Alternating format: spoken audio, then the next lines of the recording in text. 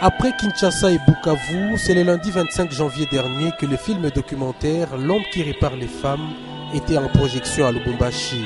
La grande salle de spectacle de la Halle de l'Étoile était remplie de monde pour suivre ce film documentaire réalisé par Thierry Michel et Colette Brackman. Focalisé sur les réalisations du docteur Denis Mukwege qui soigne les femmes victimes de violences sexuelles, ce film est un cri des cœurs des populations vivant dans l'est de la République démocratique du Congo, victimes de plusieurs exactions des groupes armés.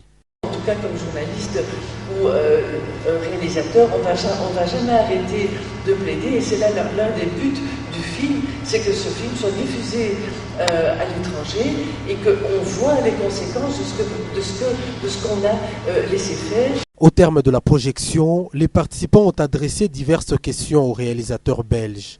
Thierry Michel salue cette participation. On l'a eu à Kinshasa, on l'a eu à Bukavu, maintenant on vient d'avoir ici à Lubumbashi. C'est la parole qui s'est libérée, les gens qui ont d'abord, à travers le film, je pense, découvert une réalité de leur pays, qui est la guerre de l'Est.